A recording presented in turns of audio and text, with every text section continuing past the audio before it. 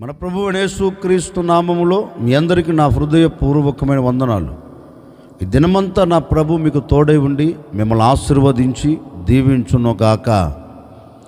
పరిశుద్ధ గ్రంథంలో నుండి ప్రసంగి గ్రంథం 5వ అధ్యాయం 10వ వాక్యాన్ని నేను చదువుతూ ఉన్నాను.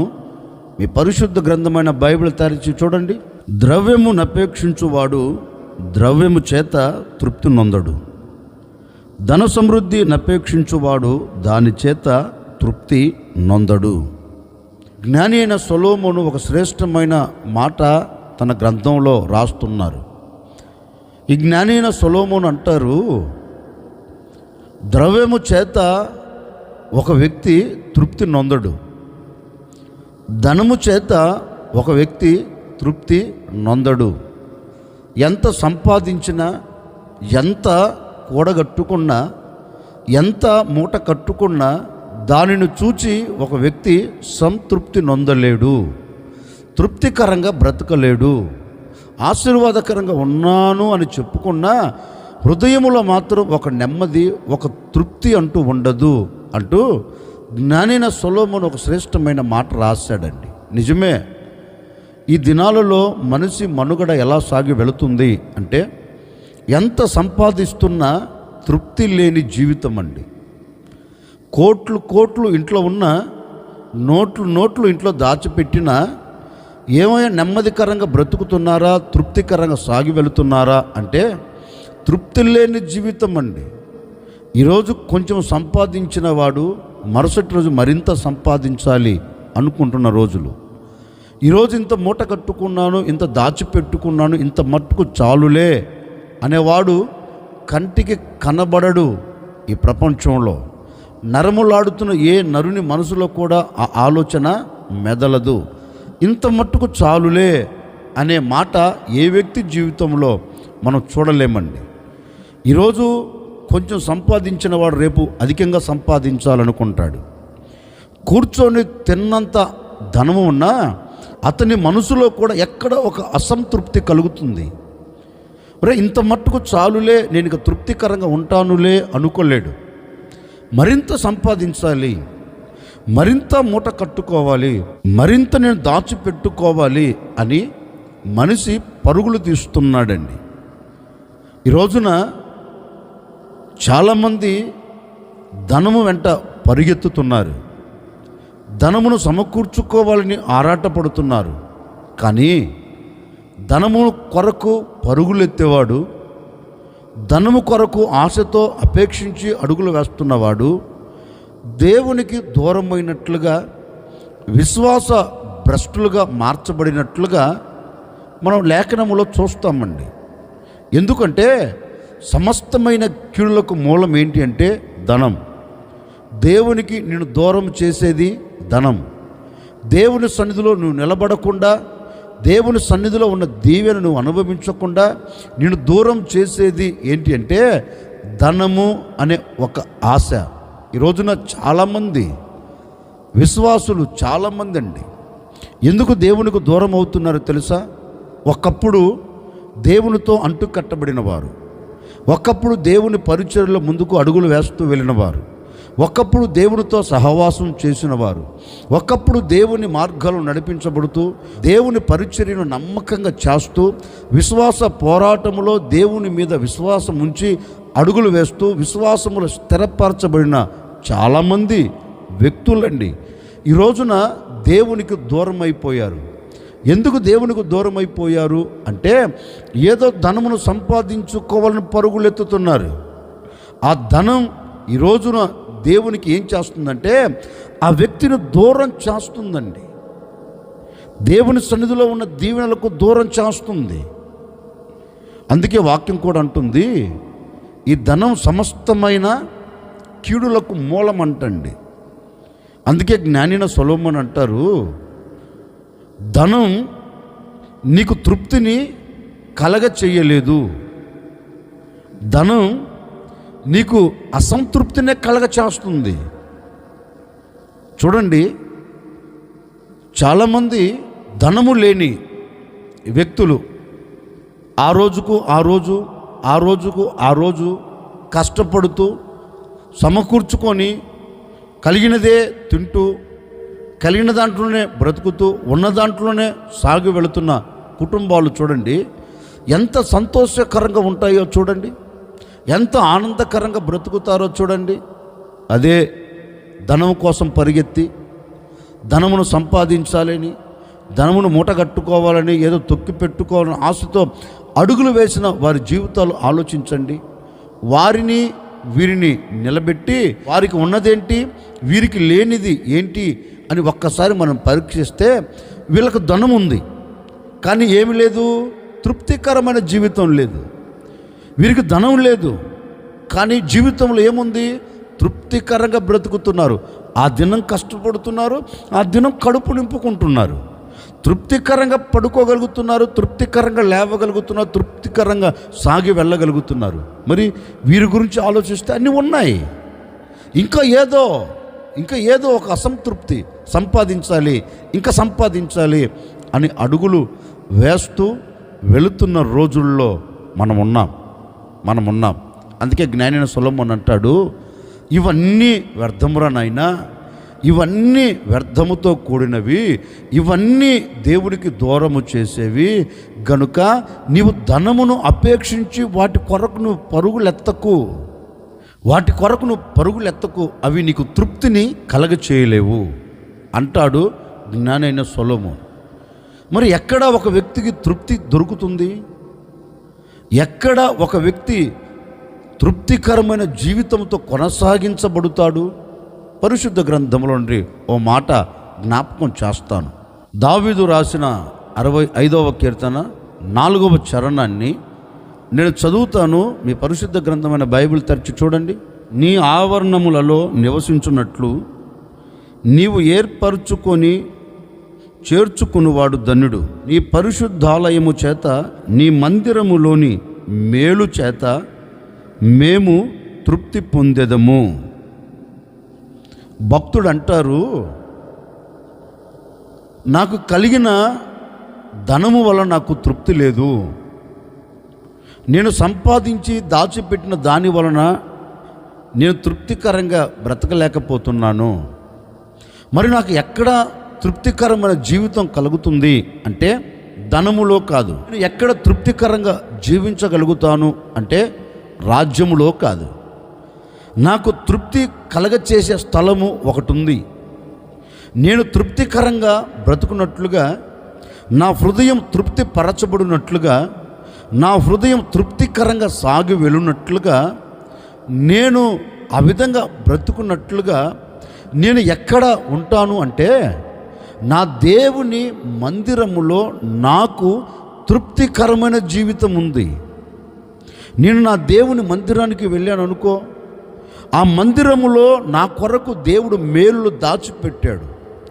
నేను ఆ మందిరములో అడుగు పెట్టిన మరుక్షణం నాకు కలిగిన కష్టమును నేను మర్చిపోతా, నేను పడిన బాధను నేను మర్చిపోతా, నేను పడుతున్న శోధనను ఇబ్బందులను మర్చిపోతా. ఎందుకంటే నా దేవుని సన్నిధిలో వీటిని మరిపించగలిగిన, వీటిని జ్ఞాపకము రాకుండా చేయగలిగిన మేలులు నా దేవుని మందిరములో ఉన్నాయి.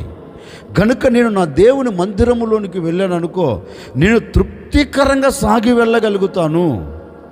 నేను ఇంటి దగ్గర ఉన్నాను అనుకో, నేను రాజ్యములో ఉన్నాను అనుకో, పరిస్థితులను బట్టి నాకు తృప్తి ఉండదు.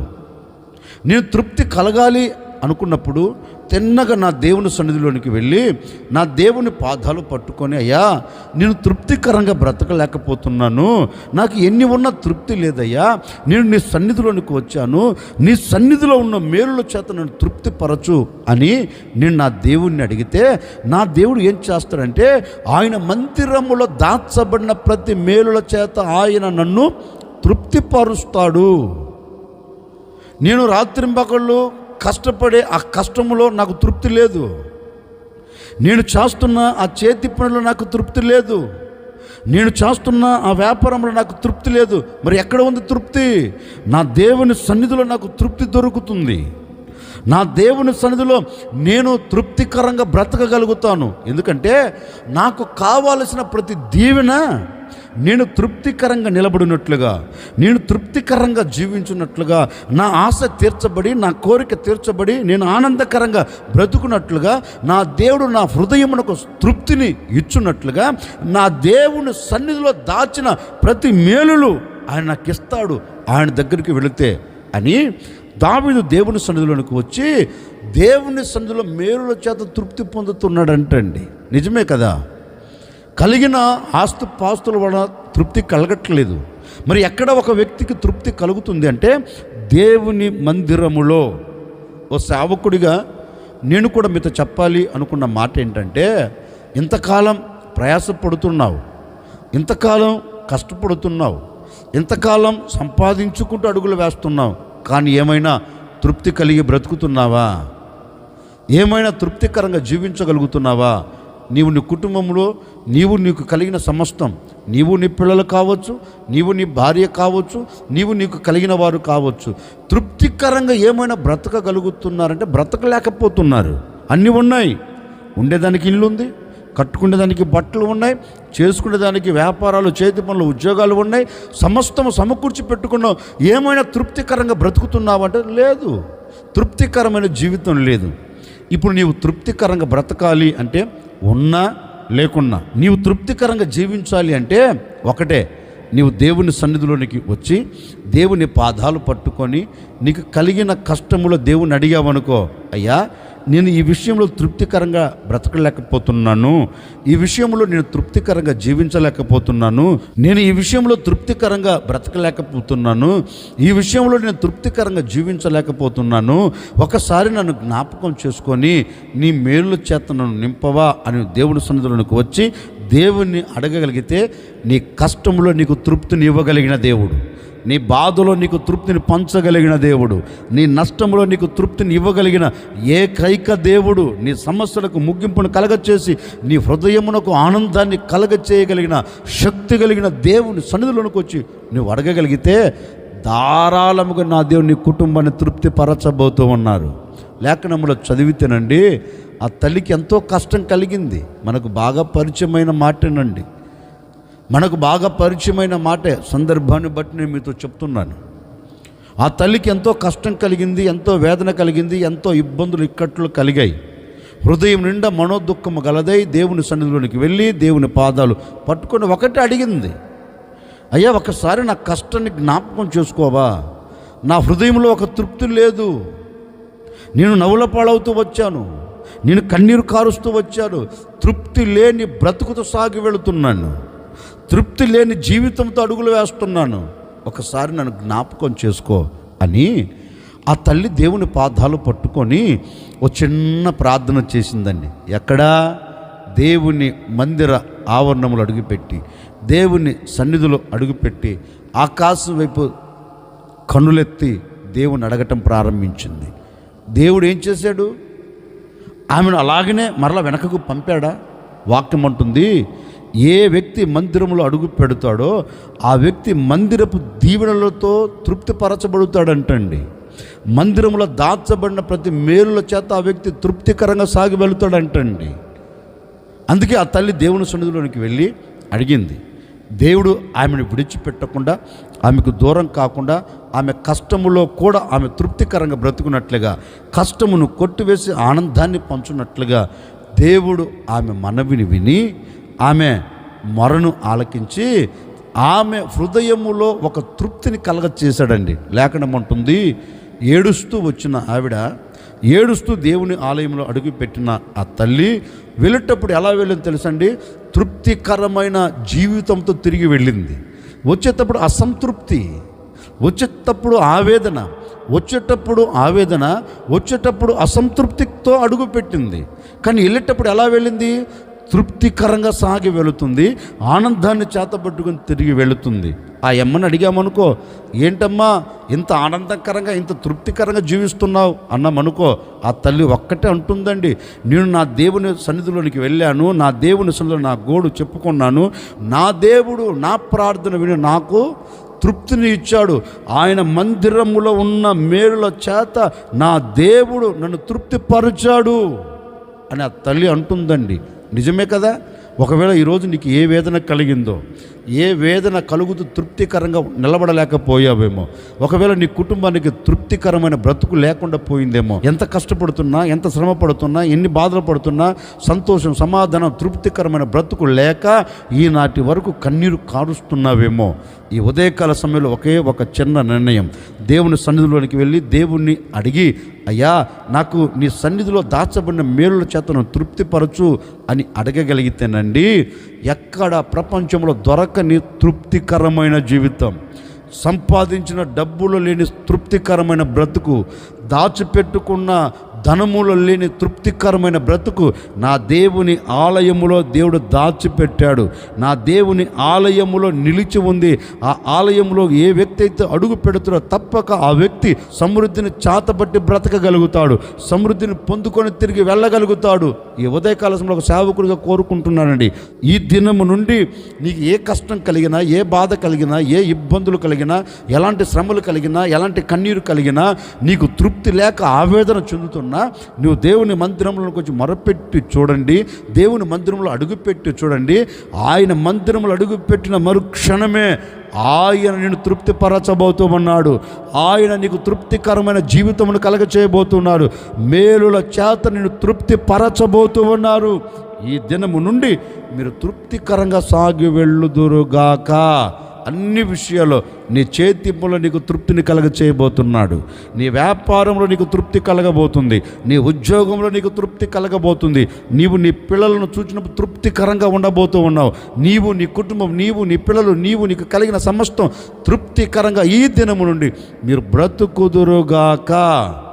ఆశ్చర్యకరుడా, మీకు స్తోత్రాలు చెల్లిస్తూ ఉన్నాం. ఇప్పటి వరకు నీ సన్నిధిని మాతో కూడా నిలబెట్టారు, అందును బట్టి మీకు స్తోత్రం. నిజమే నాయనా, ఎంత సంపాదించుకున్న ధనము మాకు తృప్తిని కలగచేయదు.